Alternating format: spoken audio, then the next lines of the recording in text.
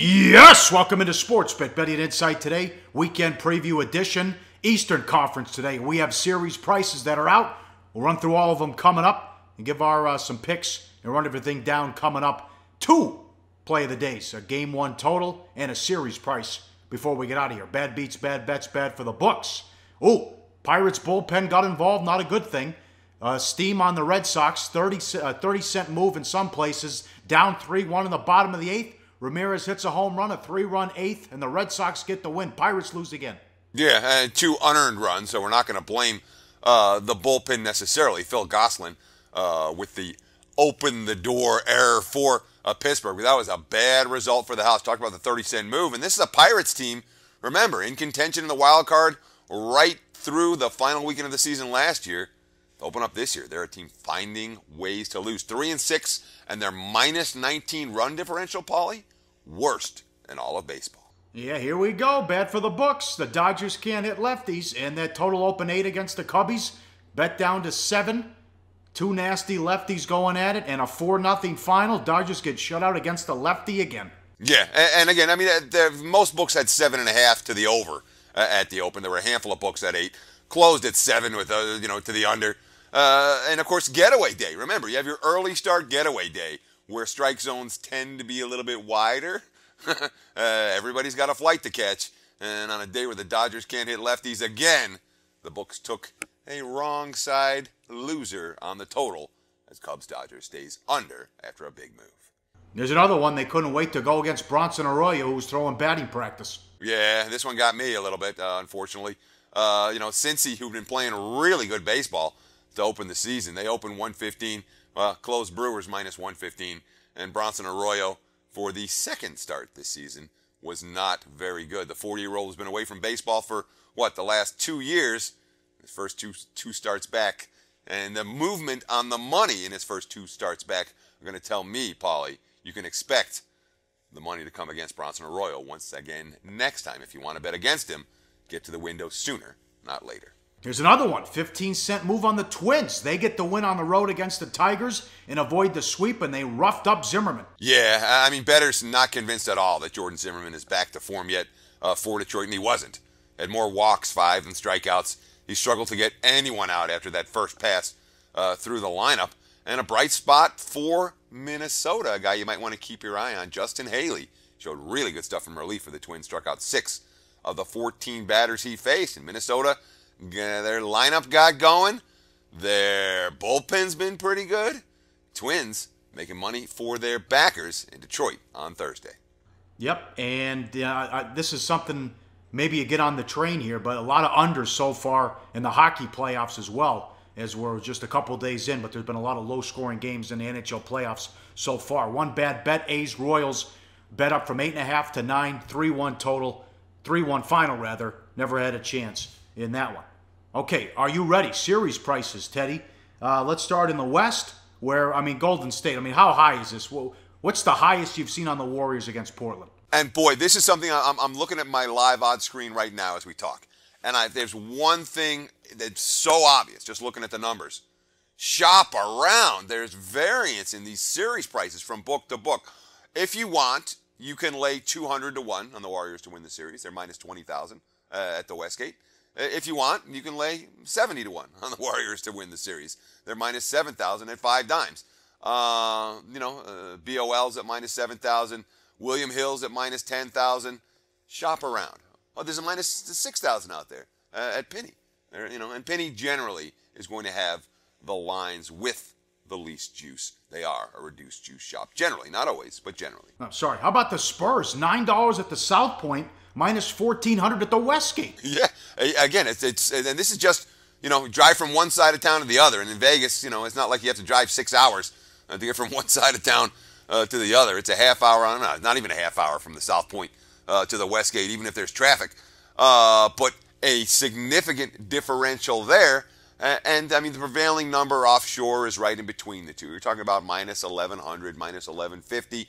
But you can find as low as minus $9. And of course, the take back, plus $6 in one spot, plus $8 in another. It makes a big difference to your bottom line shopping around for these numbers. Clippers as low as 195 against the Jazz, as high as 225, 230. Yeah, and the one, I mean, now we've seen a smidgen of Clippers money today. I got to call the current prevailing number a minus 220 in that range. Certainly in Vegas, the Clips have been a fairly popular bet. Rockets 360, high as $4 some spots. Yeah, I mean $4, $3.80, $4 is the prevailing line here. And this is one, Pauly, that kind of stood out to both you and I as being a little bit high.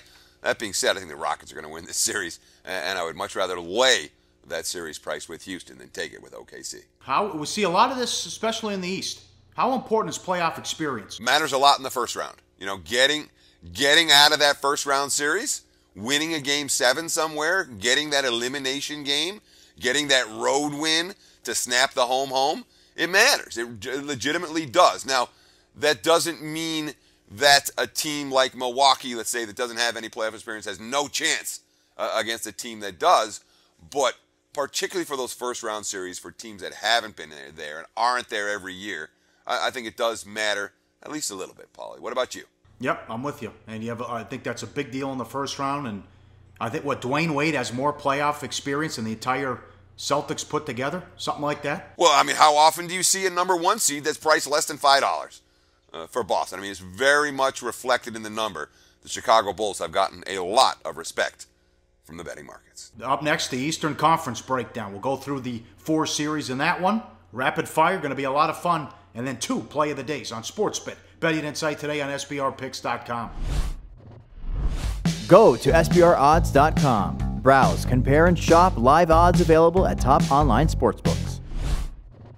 Back on SportsBet Betting Insight today, Pauly and Teddy. Follow us on Twitter at Pauly Howard at Teddy_Covers. Here we go, Eastern Conference that starts Saturday afternoon with the Pacers and the Cavs. Cavs minus 1,100. Take back on the Pacers 6-1. Cavs went 3-1 in the season series, and in the 3 wins, they averaged 127 points per game. Although one of those games went to double overtime in that one. Now, sound the alarms on this Cavs defense. NBA points per 100 possessions defense post All-Star break. The T-Wolves 28th, the Cavs 29th, just ahead of the Lakers for dead last, 111.1. And LeBron missed several of those games. So did Thompson. The thumb injury maybe helped them get some rest. But this has been a horror show as they had the worst defense in the association in the month of March, Teddy. Yeah, and it wasn't much better in April. You know, when you look at the numbers, when you're beating the Lakers in any statistical category by 1/10 of 1 point, not good. And obviously the Cavs, down the stretch, not good on the defensive end. Of course, you want to ask yourself, we just talked about experience a few moments ago, how much does experience matter in Cleveland? When it comes to postseason experience, they own it.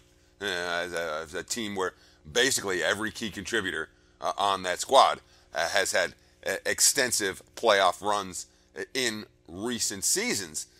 But when you look at those type of defensive numbers, and the markets have already reacted, Pauly, yeah, okay, LeBron missed some games, Tristan Thompson missed some games, although he did come back to play, almost 18 minutes in the season finale for Cleveland. But if you're a stats-based handicapper, you're going to have a very hard time laying points with the Cleveland Cavaliers in this series.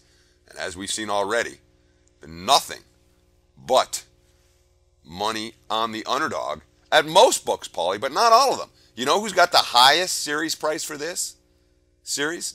That would be Penny. The sharpest book has Cleveland as the highest priced of anywhere. So it's square money going in Indiana, not sharp money. Don't expect a lot of defense in this one. More on that coming up. Pacers closed on a 5-0 straight up an ATS run, and the last loss, a good one, 135-130 in double overtime at Cleveland April 2nd. No, they're not going to be intimidated. Paul George will make LeBron work on defense. 43 points, 9 rebounds, 9 assists in that double overtime loss. Pacers plus 17 with him on the floor, minus 22 when he sat out. The Cavs were minus 1 with LeBron on the floor and plus 6 with him off. Look at that.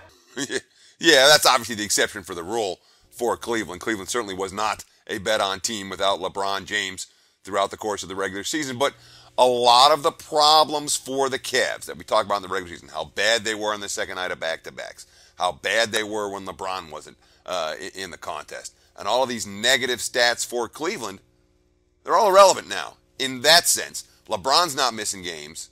You know, they're not playing back-to-backs here in the postseason. And for all the success that Indiana has had with Paul George and Paul George's ability to match up against LeBron James, when it comes to supporting cast here, the Cavs have a lot more guys who can put the biscuit in the basket than the Indiana Pacers do. But Lance Stevenson, man, he has changed the Pacers. We talked about it on SportsBit, I believe it was yesterday or 2 days ago. We did an extensive look at how this run has come since Stevenson got there. Had a couple of great quotes about how this team's better with Lance Stevenson on it. Maybe Indiana is liver here than the wise guys are giving them credit for. Up next, Milwaukee and Toronto. Toronto, $4. 3-0 straight up in ATS with Lowry. 0-1 straight up in ATS without him. So that's your season series matchup there. Raptors won 10 playoff games last year, despite Lowry and DeRozan being overworked during the season, running on empty in the playoffs. And Lowry got off to that horrible start in the playoffs as well, but they brought in toughness with Ibaka and Tucker. They've been great defensively, Teddy. Yeah, sure. And I mean, you look at the numbers: points per 100 possessions and rebounding for Toronto. Better defensively since the All-Star break by fairly. I mean, it's a good defensive team, but overall, the numbers are solid. Down the stretch, those numbers are outstanding for the Toronto Raptors. You're number 4 in defense. You're number 2 in rebounding since Ibaka and Tucker came on board. And you have Lowry and DeRozan to score. That's something that the Toronto Raptors have. What they don't have, you know, we talk about a team that won 10 playoff games last year. They lost at home in round 1 of the postseason. They lost at home in game 1 of round 2 in the postseason. They lost at home the previous year against Brooklyn in game 1 and in that series. It's a team that does not have a great track record. Your Dwayne Casey / Kyle Lowry / DeMar DeRozan era of protecting their home floor. Yep, Bucks have a bright future with Greek Freak, Middleton, and Brogdon as the core cast, but here's your playoff experience. The current group only has 1 playoff appearance, first-round loss to the Bulls 2 years ago, and we're big on that. Key matchup on the boards, Raptors number 2 post-break, Bucks 29th, only the Mavs worse. How about that? Yeah, that's going to be a problem for Milwaukee in this series. I remember that series against the Bulls 2 years ago. They gave Chicago fits, and Jason Kidd did an impressive coaching job in that series. So we like Toronto. We think Toronto's live to make some noise in this postseason. I'm not laying points with them in game 1. I can tell you that right now. And that issue on the boards, obviously, for Milwaukee, it's going to be problematic throughout the course of the series. Kids got to find a way for them to grab some rebounds. What do you think? Raptors in 5, Cavs in 5 or 6? I would expect the Chalk to win both of those series. There's not, when you talk about how many games, now you're taking long shots. You're turning good bets into bad bets. When you talk about, I like whoever to win the series versus I like whoever to win the series in blank number of games. Unless you think it's going to be a sweep. Sometimes you get some real nice prices on those. Other than that, I'd rather have the series bet than in a particular number of games to win that series. All right, expect fireworks in this one. Atlanta and Washington and the Bulls and Celtics coming up on SportsBit. Betting Insight today on SBRPicks.com. Research before you bet. Be sure to check out SBR Picks for the best game predictions, breakdowns, and much, much more. Back on SportsBit, wrapping it up. Betting Insight today, live odds, sportsbookreview.com. How about the Hawks and the Wizards? Washington, minus 215 series price. Washington won 3 out of 4 in the regular season. They looked like a contender in that midseason hot stretch, then faded. Look at NBA minutes played. Wall 5th, Beal 18th, Porter 25th, Gortat 30th. The only team with 4 players in the top 30. As a result, it caused this on defense. Washington, points per 100 possessions on defense, pre-break 9th. Post-break, 27th, Teddy. Come on. Yeah, I mean, obviously their defense slipped off significantly. But Scotty Brooks did something very right down the stretch for this team. One more graphic to throw up there. Let's throw up April minutes. What type of minutes these guys were playing down the stretch. And you know what? Beal played a bunch. Nobody else did. Wall, number 78 in the NBA. Gortat, number 128. Porter, number 179. These guys got some rest down the stretch, and that will probably help them in this series, Pauly. But obviously, we're talking about a Wizards squad that, A, has had some postseason success in recent years, and B, at times this year who's had as strong a home court advantage as you'll find in the NBA. Not all year long, but at times this year, that home court has been really, really strong. We thought it was rock bottom for the Hawks when they lost 91-82 at Brooklyn on April 2nd. Slap in the face? Well, they took it the right way. 3 games since with both Howard and Millsap playing. They beat Boston 123-116. At home, they were catching 1. They beat Cleveland 126-125 at home, catching 5. And then laying 8 at home on Tuesday. They beat Charlotte 103-76. Now, can they defend John Wall, though, and get stops? Well, I mean, that's the concern. We're talking about Dennis Schroeder at the point, who, I mean, let's call him what he is. He is the ultimate league average point guard, you know. When you say VORP, you know, valuable replacement player, he's a replacement player. And certainly on the defensive side of the court, Schroeder has had his share of problems staying in front of the better point guards in the NBA. But you look at the numbers for Atlanta defensively, number 4 in full season defense. They beat the Wizards in both defense and rebounding for the campaign. And, I mean, this is a squad, Pauly, that we've seen Atlanta at times this year literally look like the worst playoff team out there. A team that, if they reach the postseason, you just bet against them in every game, they're going to go without a fight. And at other times this season, including down the stretch, the Hawks have played some pretty elite basketball and beating good teams when those teams are trying hard and the ball movement's there and the defense is there. That's the way Atlanta played in April against a bunch of teams that weren't necessarily playing with playoff intensity. If they bring that same level of execution against the Wizards, they might be live in this series. All right, we'll get back to this series in a second. Last one, Bulls and the Celtics. Look at this, a 1 against an 8, and the series price $475 on Boston. The home team won all 4 games. And who's going to play like the favorites if the game is close late? Wade has won a playoff series in 8 different seasons. The current Celtics never won one as a group. Butler 2 series wins. Rondo 8. He goes back to Boston, and he's been effective late. He was effective late and then missed 3 games, but returned and played 19 minutes against Brooklyn. Can Isaiah Thomas be the man at crunch time, Teddy? But this hideous job defensively for him this season. Yeah, but I mean, let's stick with Chicago here for a minute, because we talked a lot about the run that the Bulls went on once Dwayne Wade got hurt. And now Wade back in the lineup and acclimated again with his teammates and that sort of thing. And I'm still not convinced. I know Wade has all the playoff experience. I know that this team, the Bulls, went 6-2 straight up against the Cavs and Celtics this year and gave Boston fits basically every time they played them.